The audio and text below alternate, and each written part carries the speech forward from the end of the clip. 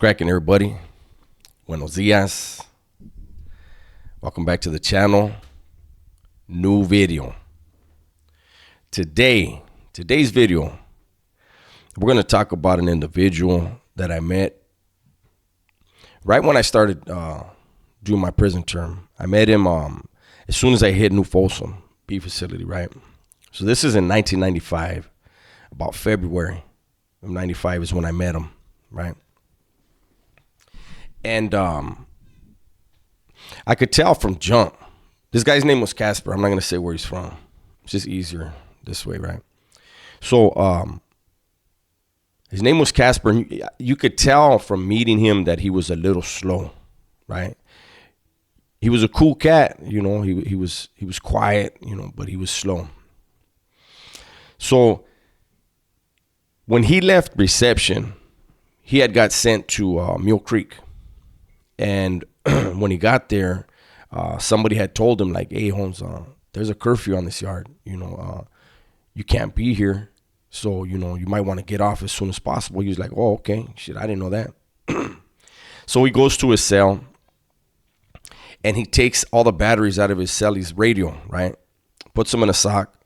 And at unlock, when they open the door, he beat the brakes off of somebody, right?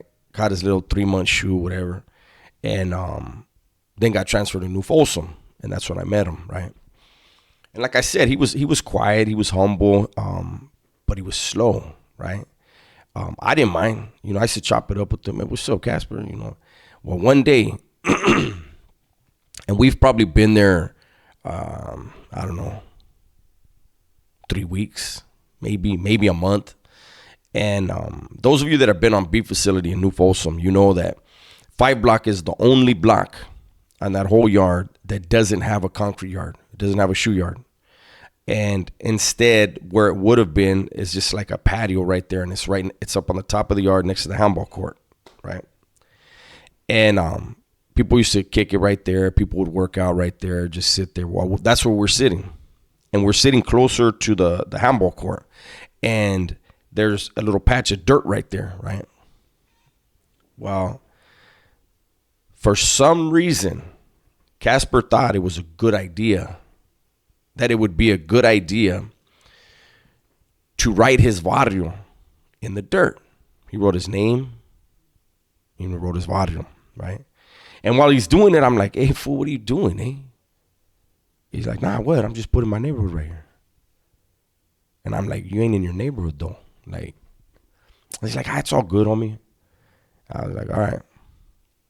Sure enough, an older homie, you know, was walking laps, and he comes over, and then he's talking, right? And he like looks down, and he's like, who the fuck wrote that? And Casper tells him, me, that's my neighborhood. He goes, oh, you wrote that? And he goes, yeah. And so the homie reached over with his foot, and he crossed it out. He goes, what are you going to do? And Casper was stuck. He can't do nothing. And the homie told him, your barrio don't mean shit in here, Holmes. What we're doing is something bigger than that. But if you want to gangbang, I'll go get you a strap right now, and we'll go down to the bottom of the yard, and we'll gangbang down there, because that's how we bang in here. For those of you that don't know, the bottom of the yard is where all the blacks are at.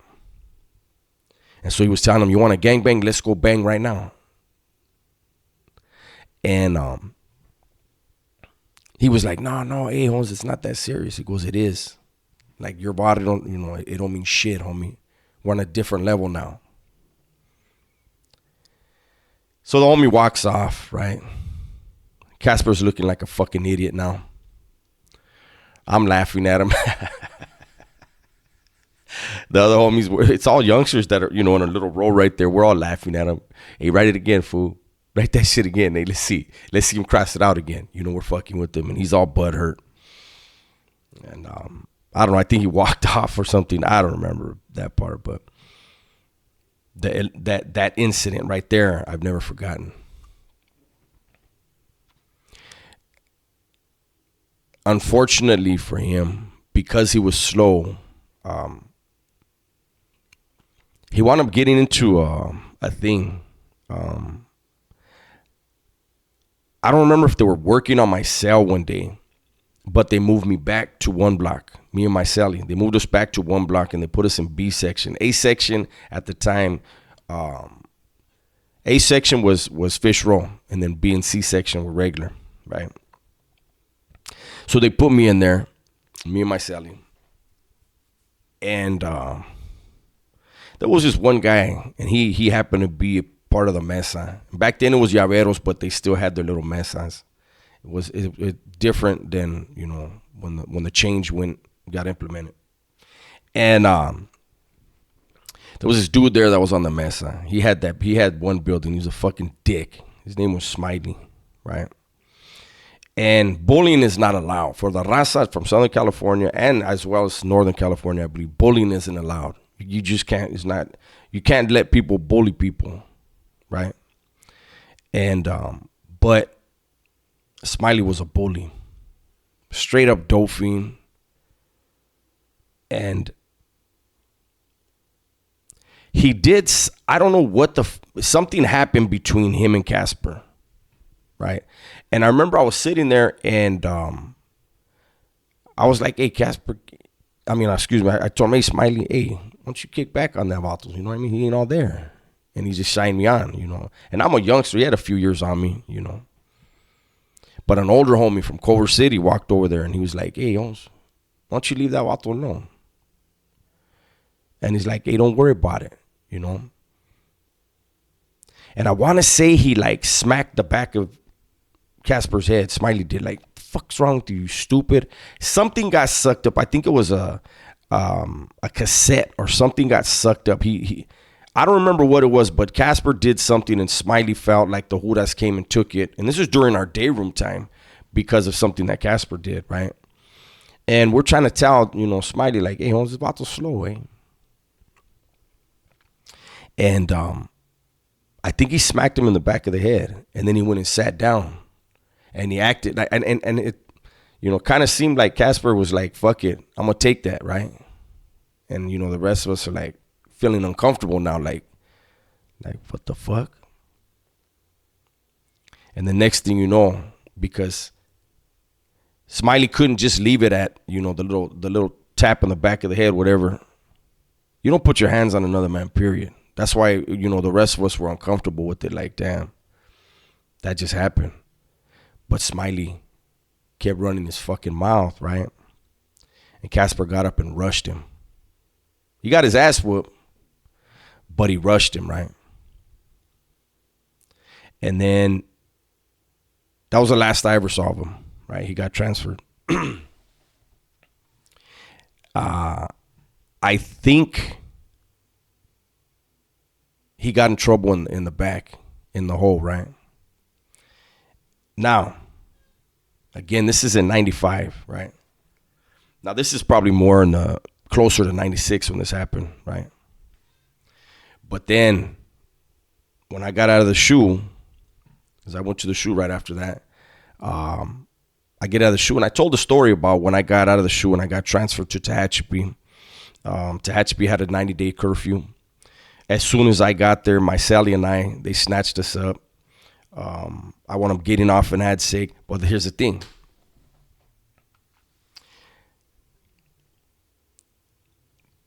My Sally, I mentioned him before. He's the older dude I said where when that other vato fucking said, that was my age, said, I've already done mines. And he looked at him like, fool, I'm 51 years old. I haven't even done mines yet. I'm not done. That guy, right? They snatched him up because they believed he was a legend, right? So they snatched him up, and then they snatched me up because somebody had said that if I was released to the yard, that I was gonna try to kill somebody, which of course I was. So while I was in Ad Seg, the first yard, they sent my Sally. They told my Sally, it's just you, and I was like, huh? My Sally was like, what the fuck's going on? So he went to yard and comes back, and then I'm like, this might be a setup. Sure enough, they set me up because we were on what they called CC yard, control compatible yard, right? And the only group that had a control compatible yard at the time was the raza from Southern California. Everybody else went to what was called a reintegrated mixed yard, right? And those were the dudes that were on the yard that we were supposed to whack when we get to the yard. So sure enough, when my cellie comes back from yard, then they tell me yard time. So it was a setup, right? They were setting me up. And so when you go out to the yard in Tehachapi, once they uncuff you, you're in a little cellie port. There's a big ass yard on your left, the first door, and then in front of you is a smaller yard. They're both ad seg yards. It's just what yard group you're on. And I looked in the small yard, there was nobody on there. I looked to the big yard, and it was full. That yard was already full. So they were putting, okay, when I looked, there's like 2 steps, and then you're on the yard, right? Concrete yard. And when I looked, guess who I saw? Casper. Again, Casper and I were always cool. And I remember thinking, when they opened this door, I'm going to fucking kick Casper in the face and try to knock all his damn teeth out. He and I never had a bad word exchange. We were cool. But there I was, and that's how prison is. I'm telling the cop, hey, open, I think that's yard 1. I said, hey, open yard 1 door. And he goes, nah, you're yard 2. And that's when he opened that door. And I've told the story about when I went out there. I was the first one on the yard. The Hudas knew exactly what they were doing. I was the first one on the yard. And the first ones that come on, and I've never been in an ad seg yard in the hole on the yard with blacks or others, because they were usually black, others, and northerners, right? That was their yard. And this goes to where, I remember when they were talking about Crip Mac went to a 50-50 yard, right? And, people were talking shit, and it is what it is. Their politics are their politics, right? But when the first cell that got released with me was 2 black dudes came out, right? And they weren't dumb. They saw me. I was at the back of the yard so I could see everybody coming out, right? And my beef wasn't with them, so I asked them, hey, what Mexicans come out to this yard? And they told me. And I wound up getting off. I told that story already. But I just wanted to tell that story. This video isn't about me getting off on that yard.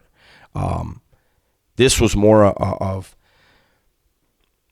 another glimpse at how fucked up prison is. There was no sympathy. I've told you guys before, if you're looking for sympathy in prison, it's going to be in the dictionary. That's the only place you're going to find it. Casper shouldn't have been picked on. I have no problem with when the older homie crossed out his neighborhood and told him how we gangbang in prison. This is how we gangbang. That was a lesson, and it was a cool lesson. Smiley wasn't the kind of person to have love and show you a lesson verbally. When he smacked him in the back of the head, that man was basically in a position where if he didn't move on him that night, it was going to be all bad. But the fact that he put hands on him, you can't do that. We've talked about it before. It's a no hands policy. If you're going to get into it, you got to be strapped up. And I think that's the problem. I think that actually was what happened to him. I think he got washed up for that. Imagine that.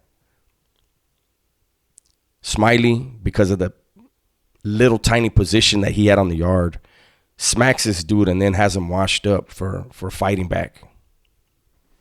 There you go. There's your story, man. Keep your asses out of prison. Keep your asses out of the streets. Go to school. Get a job.